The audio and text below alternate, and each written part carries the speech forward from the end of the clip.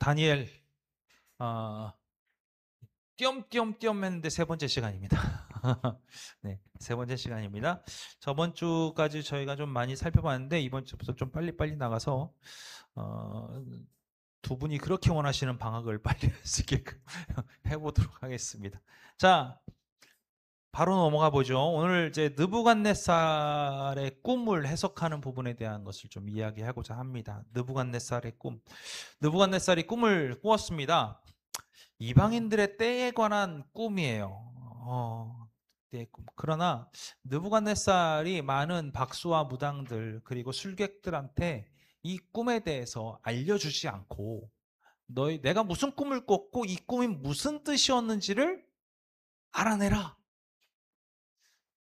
참 막막한 명령일 수밖에 없죠. 아마 그렇게 하라고 그러면 진짜 누구도 알 수 없을 것 같습니다. 문제는 이 내용이 누구한테까지 들어가냐면 다니엘과 그 세 친구들의 때까지 그 내용이 들어간 거예요.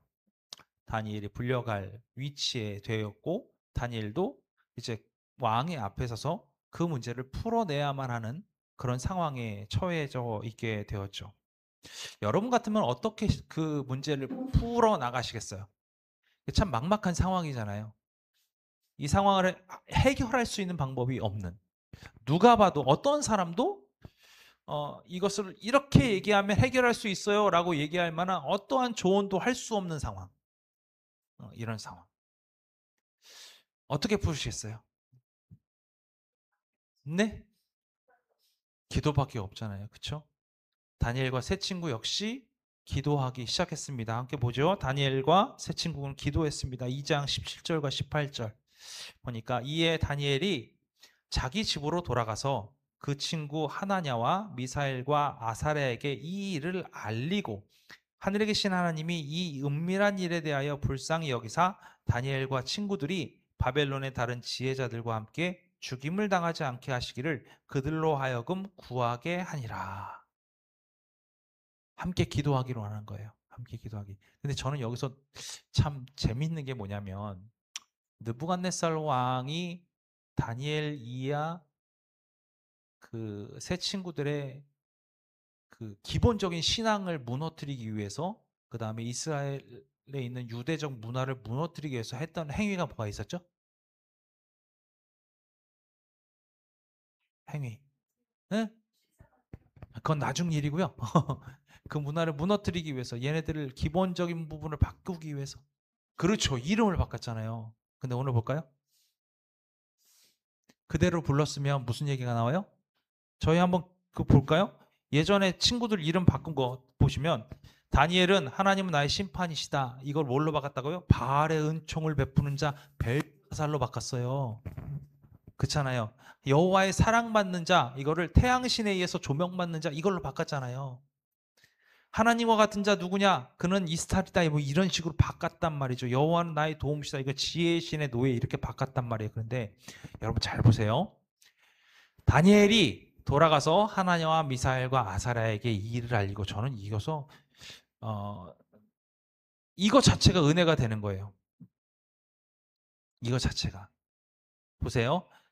하나님은 나의 심판이시다가 돌아와서 여호와께 사랑받는 자가 하나님과 같은 자가 누구냐와 여호와는 나의 도움이시다가 함께 구하기를 원했다. 이게 돼요. 따지고 보면 이름으로만 따지고 보면 다니엘의 시선에서는 지금 뭐냐면 여호와께 사랑받는 자가 필요한 거예요. 또요. 하나님과 같은 자 누구냐 찬양하는 자가 필요한 거예요. 여호와는 나의 도움이시다라고 강한 믿음을 갖고 있는 사람이 필요한 거예요. 이 세 사람이 함께 모여 기도하기를 원했던 거예요. 완전히 바뀐 이름을 갖고 써도 되는 거예요. 이게 전혀 문제없는 상황인 거예요. 그런데 여기서는 이렇게 언급이 되고 있습니다.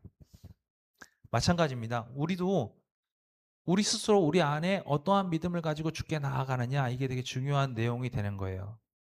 그들은 나를 변화시키려고 세상은 나를 바꾸려고 세상은 나를 뒤집어 엎으려고 하고 있지만 하나님 앞에 들려진 자 하나님 손에 붙들린 자의 모습으로 기도하는 것 이게 오늘 너무 중요한 내용이다. 이걸 그 느부갓네살의 꿈을 해석하는 부분에 막 포커스가 잡혀 있는데 그거보다 더 중요한 것은 우리가 하나님 앞에 나와 있는 그 모습 그대로 뭐 하는 거예요? 기도하는 게 더 중요하다. 이 부분이 중요한 겁니다. 이에 하나님께서는 다니엘에게 응답하십니다. 어떻게 응답하시냐면 한밤중에 꿈으로 나타내세요. 한밤중에 꿈으로 보이십니다. 다니엘 2장 19절에서 23절. 이에 이 은밀한 것이 밤에 환상으로 다니엘에게 나타나 보임에 다니엘이 하늘에 계신 하나님을 찬송하니라. 이미 이걸로 끝났어요. 다니엘은 가장 큰 힌트를 받은 사람이 됐습니다. 어떤 거예요? 도대체 무언 꿈을 꿨는지가 보인 거예요. 일단 그쵸. 누구도 알 수 없는 가장 큰. 그래서 다니엘은 얘기하죠. 다니엘이 말하여 이르되 영원부터 영원까지 하나님의 이름을 찬송할 것은 지혜와 능력이 그에게 있음이로다. 하나님께서 다 갖고 계시다는 거예요. 그는 때와 계절을 바꾸시며 왕들을 폐하시고 왕들을 세우시며 지혜자에게 지혜를 주시고 총명한 자에게 지식을 주시는도다. 여기 잘 생각해 보세요. 지혜자에게 지혜를 주시고 지혜자예요. 지혜자에게 뭘 준다고요? 지혜를 준다는 거예요. 총명한 자에게 지식을 준다는 거예요. 저는 여기서 여러분 다시 한번 좀 이렇게 짚고 넘어갈 필요가 있는 게 뭐냐면 그냥 이렇게 널브러져 있으면서 하나님 나에게 어떤 은혜를 주세요. 이런 어떤 뭐라고 표현할까요? 광신도적인 그런 기도를 하시는 분도 계시거든요.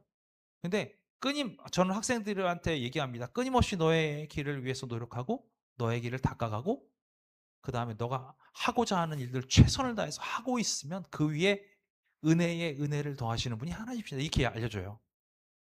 내가 먼저 지혜자가 돼야 되고요. 내가 먼저 총명한 자가 돼야 돼요. 하나님은 그 위에 지혜를 주시는 분이시고 그 위에 지식을 주시는 분이세요. 다니엘은 그거에 대한 충분한 것을 갖고 있었기 때문에 알 수 있게 되는 거예요. 그게 놀라운 거예요. 만약에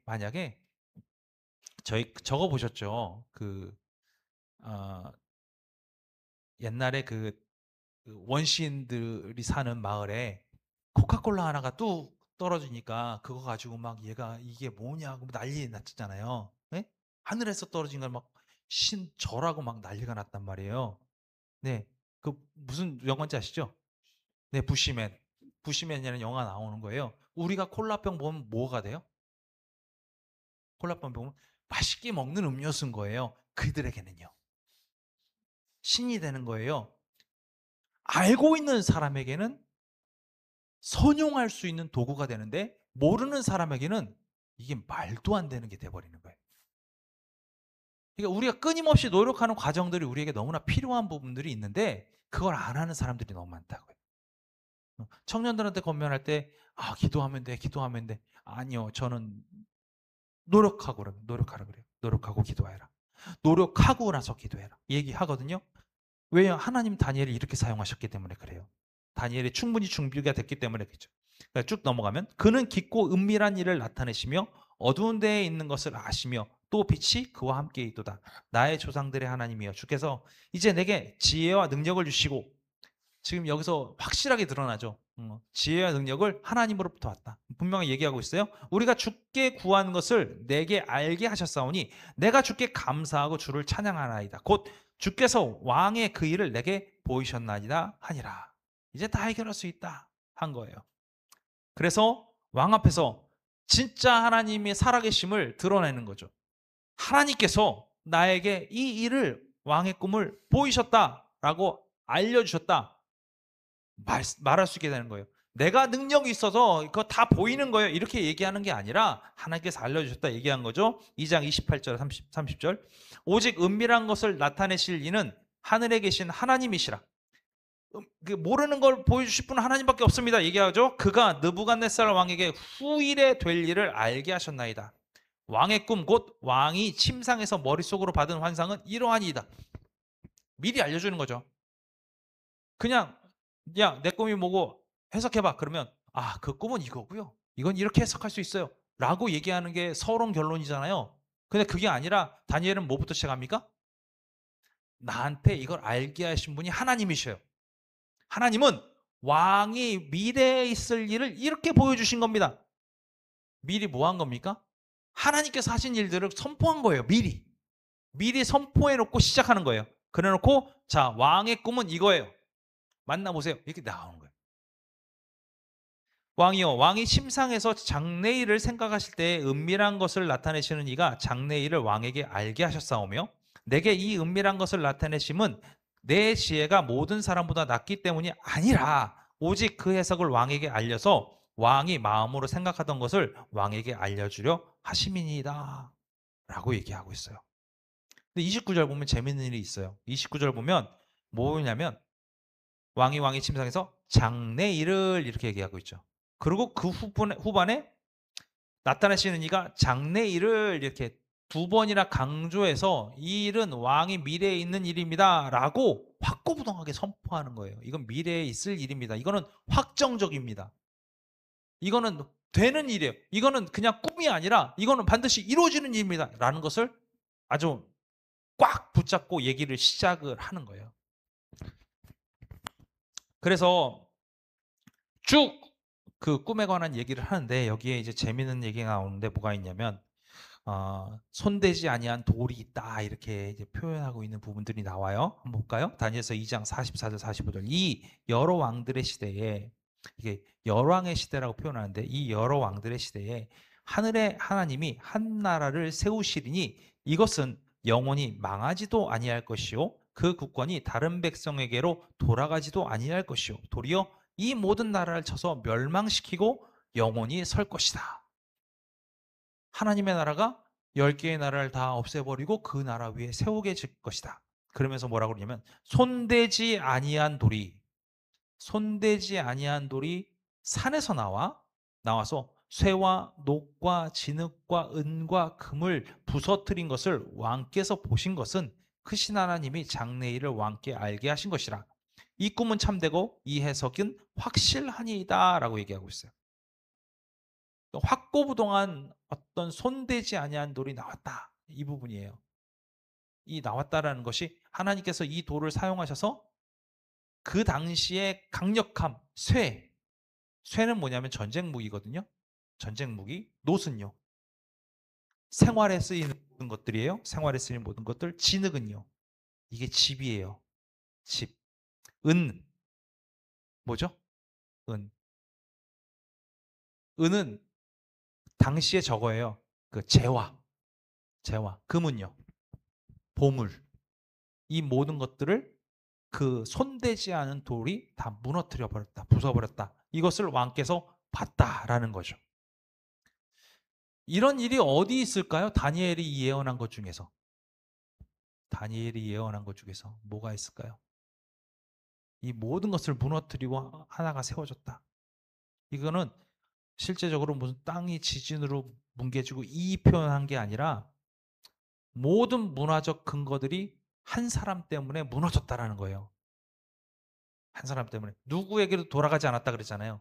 한 사람 때문에 무너졌다. 누굴까요? 이게 예수님이에요.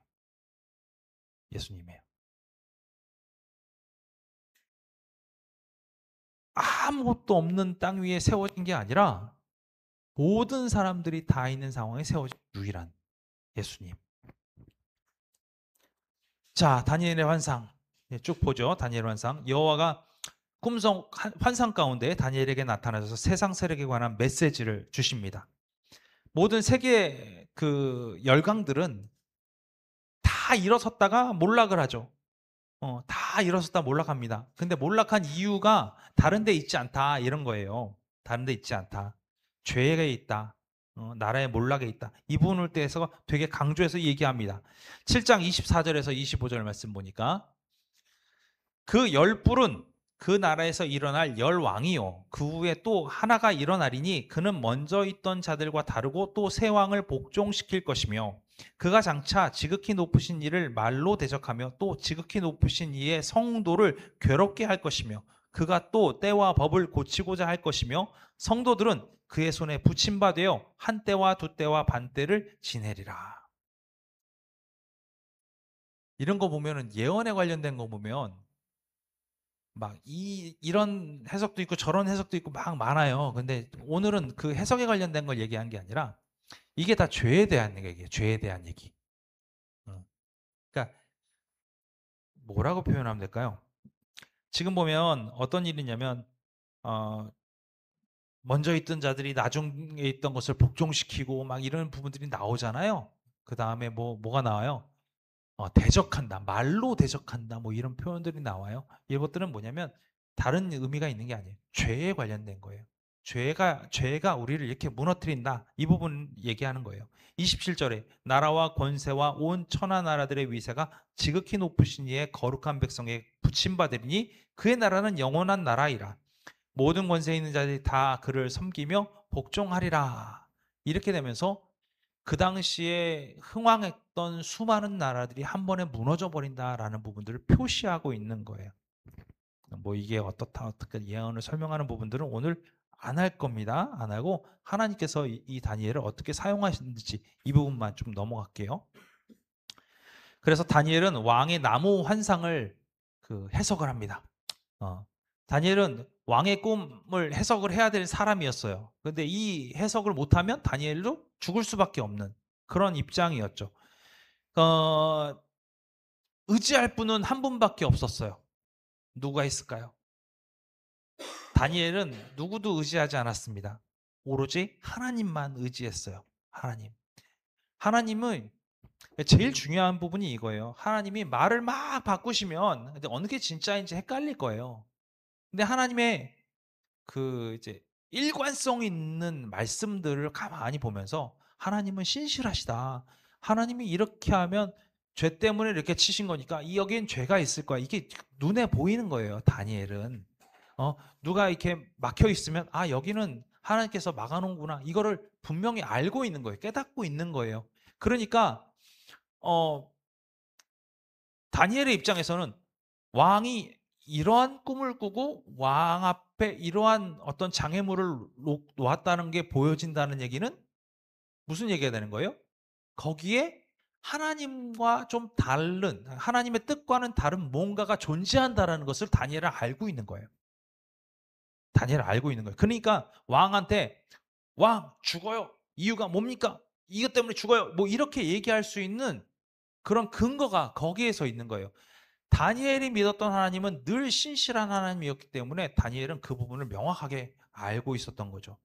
그래서 다니엘은 왕에게 이 땅과 인간을 다스리시는 분은 하나님이라는 사실을 선포할 수밖에 없는 거예요. 당시에 가장 큰 권력을 쥐고 있는 가장 큰 나라의 왕한테 너 아무것도 아니야. 하나님이 진짜야. 라고 얘기해 줘야 되는, 그러니까 쉽게 얘기해서 이 왕이 날 죽일 수 있는데 그 왕 앞에 내가 하나님의 진정한 뜻을 얘기해야만 하는 이 위치가 다니엘이라는 거예요. 힘든 일이죠. 어려운 일입니다. 그런데 선포합니다. 선포합니다. 근데 그 선포가 언제 나오기 시작하냐면 왕이 이거 진짜 맞아. 이거 하나님이 정말로, 그러니까 네가 믿는 그 신이 진짜 신인 것 같아. 라는 얘기를 듣고 나서부터 얘기를 하기 시작합니다. 왕이 이렇게 고백해요. 다니엘서 4장 17절. 이는 순찰자들의 명령대로요.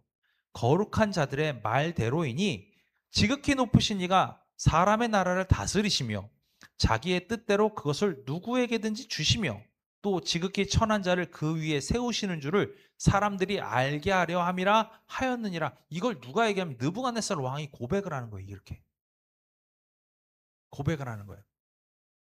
야, 진짠가 보다. 응? 응? 니네 얘기 들어보니까 진짜 지극히 높으신 이가 사람을 다스리고 나라를 다스리시는가 보다. 얘기한 거예요. 다니엘이 그러니까 뭐라고 얘기하냐면 이제 대놓고 얘기합니다. 25절. 왕이 사람에게서 쫓겨나서 들짐승과 함께 살며 소처럼 풀을 먹으며 하늘 이슬에 젖을 것이며 이와 같이 7대를 지낼 것이라. 그때 지극히 높으신 이가 사람의 나라를 다스리시며 자기의 뜻대로 그것을 누구에게든지 주시는 줄을 아시리라 얘기하는 거예요. 고백을 했어요. 분명히. 뭐라고 고백했습니까? 왕은 지극히 높으신 이가 사람의 나라를 다스리고 그걸 통치하시고 그가 원하시는 사람에게 다 주는 거를 알게 하려 한다라고 고백했어요. 그랬더니 뭐라고 그러냐면 왕은 7해 동안 미친 사람 돌아다니고 있다가 그렇게 돌아다니고 나서야 하나님이 그렇게 하시는지 알게 될 거예요. 이 얘기를 하는 거예요, 지금. 진짜 그렇게 되는지 당신이 미친 사람으로 7년을 살아봐야 알게 될 거예요. 이 얘기한 거예요. 32절. 내가 사람에게서 쫓겨나서 들짐승과 함께 살면서 소처럼 풀을 먹을 것이요. 이와 같이 7대를 지내서 지극히 높으시니가 사람의 나라를 다스리시며 자기의 뜻대로 그것을 누구에게든 주시는 줄을 알기까지 이르리라 하더라. 2번 연속 얘기한 거예요. 25절과 32절에 확실하게 왕 고백한 건데 그건 당신 머리에서 나온 거고 실제로 당신이 하나님 말씀하신 대로 그렇게 미쳐가지고 7년 동안 다닌 이후에야 하나님이 진짜 살아계신 거 알게 될 거야. 이 얘기해 주는 거예요. 어떻게 됐습니까? 이 일은 실제로 이루어졌죠. 이루어졌어요. 그 이방인인데도 불구하고 이방인의 왕임에도 불구하고 이 놀라운 일들이 실제화되었고 그 고백 이후에 다시 느부갓네살이 왕이 되잖아요. 이게 놀라운 일이거든요. 쉽지 않은 일인데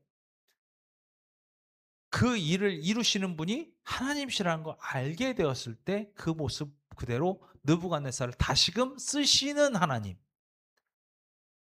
이게 대단한 은혜이죠. 이걸로써 끝났으면 모르겠는데 느부갓네살 다음 손자 벨사살이 이제 꿈을 또 꿉니다. 꿈이 아니죠. 이건 꿈이 아니죠. 벽에 글씨가 쫙 나타나는 놀라운 일을 목격하죠. 다시 다니엘을 불러옵니다. 다니엘을 불러와서 무엇을 뜻하는지 좀 네가 해석을 좀 해라. 그러니까 다니엘은 그의 손자 벨사살에게도 똑같이 이야기를 합니다. 이건 하나님의 능력이 있는 겁니다. 라고 얘기를 시작합니다. 자, 그래서 다니엘서 5장 25절, 28절 보니까 기록된 글자는 이것이니 곧 메네메네 데겔 우바르신이라. 이 글을 해석하건대 메네는 하나님이 이미 왕의 나라의 시대를 세워서 그것을 끝나게 하셨다며 이게 메데 그러니까 하나님이 너 끝났어라고 너 끝났어라고 2번 얘기하신 거예요. 그 다음에 데겔은 왕을 저울에 달아보니 부족함이 보였다 하며 그러니까 왕이 하도 부족하니까 너희 나라는 끝났어. 베레스는 왕의 나라가 나뉘어서 메대와 바사 사람에게 준바되었다 함이니라 이렇게 얘기하고 있어요. 왕을 하나님께서 재봤더니 부족해. 그래서 니네 나라 끝났어. 이거 그 메대하고 바사에게 다 줄 거야. 이거를 글씨로 보여주셨다라는 거예요. 끝났어. 그 얘기 들으면 이제 왕이 좀 괴팍하면 뭐가 될까요? 그냥 칼 끝 빼내지 않겠을까요? 근데 칼 빼내기 전에 어떻게 되냐면 벨사살이 죽습니다. 죽습니다. 그리고 그 다음 왕 메대 사람 다리오가 그 나라를 이제 집어삼키죠. 30절 31절 그날 밤에 갈대아 왕 벨사살이 죽임을 당하였고 메대 사람 다리오가 나라를 얻었는데 그때 다리오는 62세였더라. 그 글씨를 보여주고 다니엘이 해석하는 그날 밤에 바로 벨사살이 죽은 거예요. 그리고 메대 사람 다리오가 왕위에 오르는 거죠. 하나님이 이루시는 그 놀라운 일들은 이게 그냥 만약에 다니엘이 없었어요. 그러면 벨사살은 자기가 죽는지도 모르고 죽었을 거 아니에요. 이 일이 실제적으로 글로도 남겨질 수가 없잖아요. 그냥 사라져 버리는 거예요. 근데 그거를 다니엘로 하여금 해석하게 하고 다니엘이 글 쓰는 걸로 선지자 역할을 했잖아요. 그 글을 남겨놓게 하시는 하나님의 은혜가 또 있는 거죠. 자, 그 다음에 여러분 너무 잘 아시는 여기까지만 하고 오늘 마치겠습니다. 너무 잘 아시는 다니엘이 어디에 들어가죠? 사자굴에 들어갑니다. 사자굴에. 왜 들어갑니까? 왜 들어갑니까? 우상숭배를 안 해서. 또 다르게 바라보면. 뭐가 될까요? 무난한 모든 부분을 한꺼번에 봐야 돼요. 우리는 우리의 입장에서 봐요. 우리의 입장에서 보면 장로님 말씀하신 것처럼 우상 보고 절하라 그러니까 아, 난 우상 숭배 안 해. 이게 되거든요. 네? 근데 진짜는 뭐냐면 이거예요. 법을 안 지켜서. 아주 단순하게 따지면 법을 안 지켜서. 공포했는데 이거 안 하면 죽일 거야. 이거 안 하면 사자고래 넣을 거야. 법으로 만든 거예요. 법으로. 법으로 했는데 법을 어떻게 한 거예요? 어겼어요. 그걸 누가 또 꼰질렀어요. 그게 잡혀간 거예요.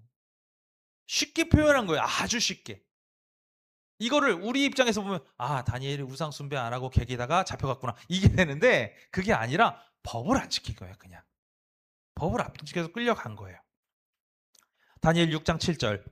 나라의 모든 총리와 지사와 총독과 법관과 관원이 의논하여 다 모인 거예요. 의논하여 왕에게 한 법률을 세우며 한 금령을 정하실 것을 구하나이다. 왕이여 그것은 곧 이제부터 30일 동안에 누구든지 왕 외에 어떤 신에게나 사람에게 무엇을 구하면 사자굴에 던져넣기로 한 것이니이다. 법을 정했어요. 그냥 법을 정했어요. 다 모여서 정한 거예요. 왕 이렇게 선포해 주세요. 우리 법을 이렇게 정했어요. 근데 왕이 선포를 하죠. 하니까 어떻게 돼요? 잡아오는 거예요. 잡아오는 거예요. 여러분 너무 잘하시니까 어떤 일이 일어납니까? 멀쩡하게 나오죠. 멀쩡하게 나오죠. 알게 되는 거예요. 알게 되는 거. 단순하게 법을 어겨서 들어가면 죽어야 돼요. 법을 어겨서 들어간 거니까 죽을 수밖에 없죠. 그들의 입장에서 본 거예요. 그런데 다니엘의 입장에서는요. 다니엘의 입장에서는 당연한 일을 당연하게 하고 있었고 당연한 일로 인하여 고통받는 것을 하나님께서 구해 주시는 당연함을 경험하는 거예요. 이해가 되세요? 하나님께 늘 기도하는 당연한 것을 다니엘은 당연하게 하고 있었고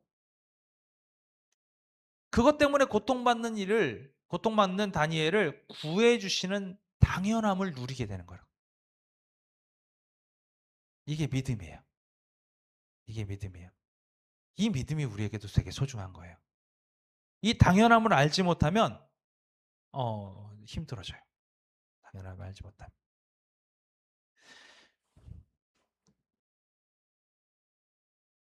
자, 이 당연함 때문에 다리오는 하나님의 살아계심을 알게 됩니다. 자, 그러면 지금 다니엘 앞에서 하나님의 놀라운 능력을 경험한 왕이 벌써 3명이에요. 벌써 3명. 맨 처음에 느부갓네살. 이 사람 정신병자 돼서 됐죠? 그 다음에요. 벨사살. 글씨 쫙 쓴 거 보고 죽었어요. 자기가 어떻게 될지 알고 죽은 거예요. 3번째. 다리오. 메대 사람 다리오. 멀쩡하게 기어 나오네? 보고 알게 된 거예요. 다 이방인들이잖아요. 다 이방인들.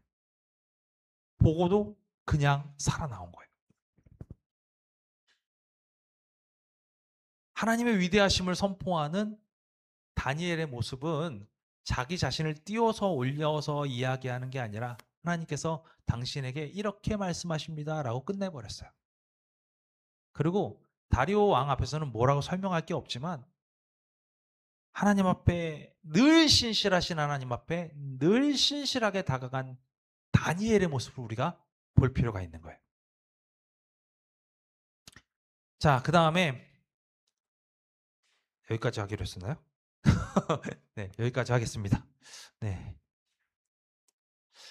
알겠습니다.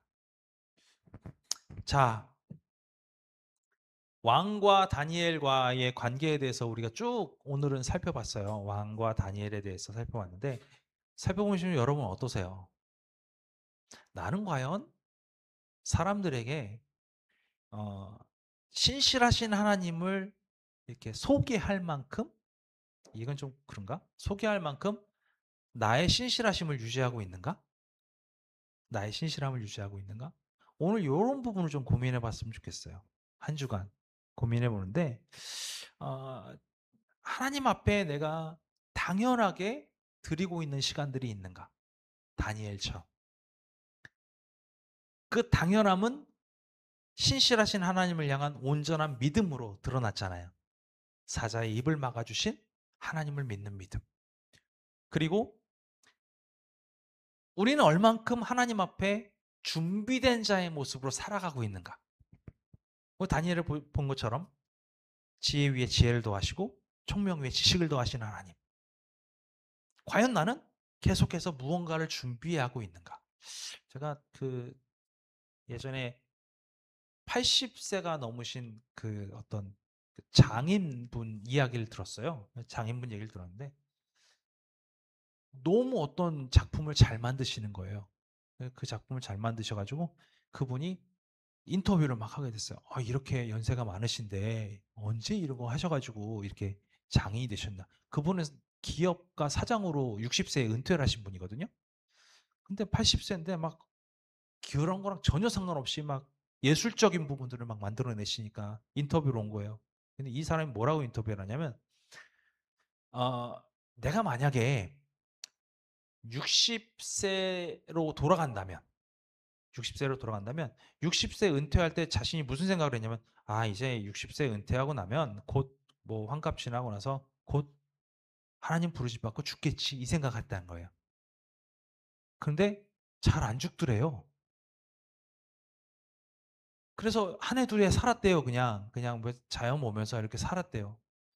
근데 몸도 멀쩡하더래요. 그래서 뭐 할 게 없을까 고민을 막 하다가 어떤 분이 이제 막 작품을 활동하는 걸 보더니 그게 괜찮아 보이더라는 거예요. 그래서 이거 좀 배워볼 수 있냐고 그랬더니 어르신 힘들어요. 응? 73세 때 공부를 시작하신 거예요. 73세 때 공부를 시작해가지고 미술을 막 공부를 하기 시작한 거예요. 그래서 80세 때 그 멋진 작품이 나오기 시작한 거예요. 그럼 뭐라 그러냐면 내가 60세 때 만약에 이런 꿈을 가지고 뭔가를 도전하고 시도를 했다면 67세 때는 이 작품이 나오지 않았을까. 그동안 허비한 13년이 너무 억울합니다. 이 얘기를 인터뷰 때 한 거예요. 저는 그 얘기를 들으면서 무슨 생각을 들었냐면 이 생각이 들었어요. 다니엘. 나도 준비하면 되는데. 나도 뭔가 하면 되는데. 계속 준비하는 사람에게는 하나님께서 더해 주실 거잖아요. 어. 지금도 듣지 않았습니다. 오늘 다니엘의 모습을 보면서 신실한 하나님 앞에 신실함으로 나가고 있는가? 나는 하나님 앞에 늘 노력하면서 달려가고 있는가? 이 두 가지를 좀 고민해 보시면서 한 주간 보내보셨으면 좋겠습니다. 기도하겠습니다. 주님 감사합니다. 오늘도 주의 놀라우심 가운데 다니엘에 대해서 공부하였습니다. 주님, 다니엘을 볼 때마다 느껴지는 것은 그는 주님 앞에 늘 신실한 사람이었고 신실하신 하나님을 온전하게 믿었고 또 그는 충분히 준비된 자였기 때문에 하나님께서 보여주신 것들을 이해할 수 있었고 깨달을 수 있었고 그를 통하여 그가 하나님의 위대하심을 선포하고 나간 줄로 믿습니다. 주님, 우리도 준비되게 하여 주시옵소서. 그래서 주님이 우리에게 알려주시는 작은 시그널이라 할지라도 깨달아 알게 하시고 그를 통하여 더욱더 하나님을 향한 굳건한 믿음을 가지고 살아내는 한 주간이 되게 주님 인도하여 주옵소서. 늘 건강 허락하여 주시고 주님 앞에 온전한 모습으로 잘 살아내게 인도하옵소서. 감사드리며 예수 그리스도의 이름으로 기도합니다. 아멘. 주기도문 하시겠습니다. 하늘에 계신 우리 아버지여 이름이 거룩히 여김을 받으시오며 나라가 임하옵시며 뜻이 하늘에서 이루어진 것 같이 땅에서도 이루어지이다. 오늘 우리에게 일용할 양식을 주시옵고 우리가 우리에게 죄 지은 자를 사하여 준 것 같이 우리 죄를 사하여 주시옵고 우리를 시험에 들게 하지 마시옵고 다만 악에서 구하시옵소서. 나라와 권세와 영광이 아버지께 영원히 있사옵나이다. 아멘.